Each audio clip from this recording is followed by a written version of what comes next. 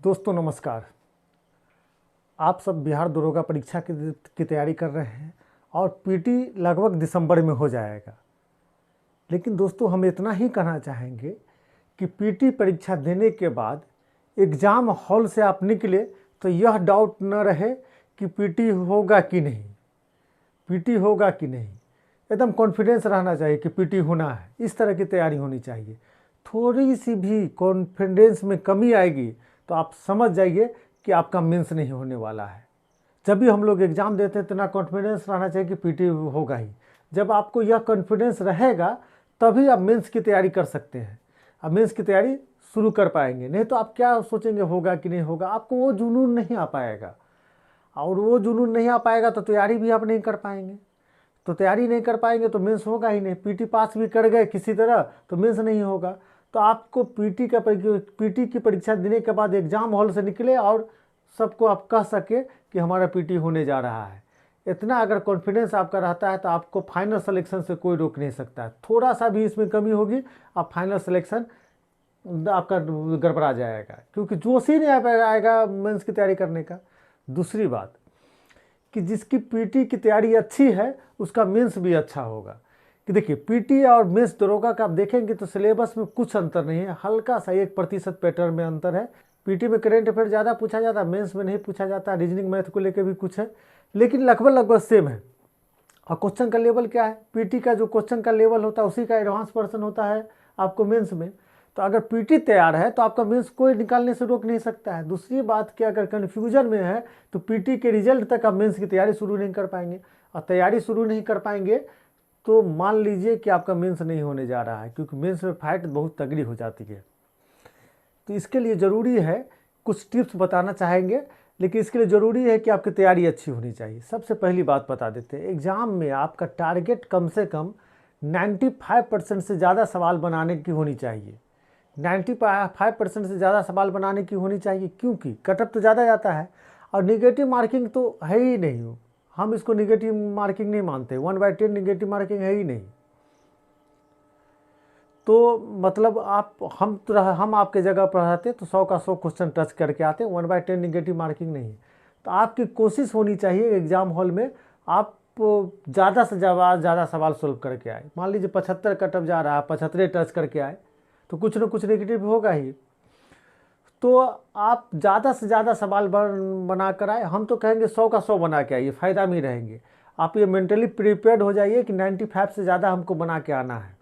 अगर 95 से ज़्यादा बना के नहीं आएंगे तो आपका पीटी ही नहीं होने वाला है, क्योंकि हाँ आप जितना जानते हो 100% एग्ज़ाम हॉल में नहीं उतर पाता है। अगर मान लीजिए कटअप 75 पर जा रहा है और 75 आप बना के आए हैं तो 2-4 गलत हो ही जाएगा। जितना 100% जानते हैं उससे क्या, कुछ न कुछ कलर करने में या वहाँ सोचने में कुछ करने में दिक्कत हो जाती है। तो आपकी तैयारी इस तरह से होनी चाहिए कि 95% से ज़्यादा सवाल आप बनाने के स्थिति में हो। दूसरी बात, अब 95% ज़्यादा सवाल बनाने की स्थिति में आने के लिए क्या है, तो कड़ी मेहनत करनी है, सही दिशा में तैयारी करनी है, और जो कुछ विशेष टॉपिक्स है जिस पर कमान रहनी चाहिए। कड़ी मेहनत करनी है तो कितनी मेहनत करनी है, तो कम से कम 8 से 10 घंटा मेहनत कीजिए। अब एग्ज़ाम का समय आ गया है, 8 से 10 घंटा से कम मेहनत करेंगे तो दिक्कत है। 8 से 10 घंटा मेहनत कीजिए तो मतलब आप कॉन्फिडेंस से लबालब हो जाएंगे, ज़्यादा कॉन्फिडेंस रहेगा, क्योंकि लास्ट 15 दिन में आपको पढ़ने का मन नहीं करेगा। सही दिशा में तैयारी करनी चाहिए। सही दिशा का मतलब हुआ कि देखिए सिलेबस एक अलग चीज़ हो गया, पैटर्न अलग चीज़ हो गया। सिलेबस अगर 2 एग्ज़ाम का सेम है तो परीक्षा में क्वेश्चन पूछने का पैटर्न एक जैसा नहीं होगा। तो पैटर्न को देख के किस चीज़ से ज़्यादा सवाल पूछता है उस चैप्टर पे ज़्यादा से ज़्यादा आपको मेहनत करनी चाहिए, ज़्यादा से ज़्यादा सवाल बनना चाहिए। जैसे सबसे पहली बात करेंट अफेयर से बहुत सवाल पूछता है, तो करेंट अफेयर का 90% आप सवाल बनाने की स्थिति में हो, 99% सवाल बनाने की स्थिति में हो। मॉडर्न हिस्ट्री ज़्यादा पूछता है तो मॉडर्न हिस्ट्री से बहुत ज़्यादा सवाल बनाने की स्थिति में हो।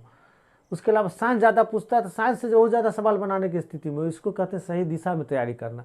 पता चला कि 10 घंटा आप इंडियन इकोनॉमी पढ़ रहे हैं, वहाँ से सवाल ही ज़्यादा नहीं आएगा।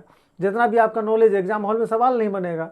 तो ऐसी स्थिति नहीं आने देनी है, गलत सब्जेक्ट को हम पढ़ ले और नॉलेज ग्रहण कर ले। नॉलेज के लिए हम लोग पढ़ाई नहीं कर रहे हैं, अभी नौकरी के लिए पढ़ाई कर रहे हैं। सिंपल सा फार्मूला है, सिलेक्शन के लिए तैयारी कर रहे हैं।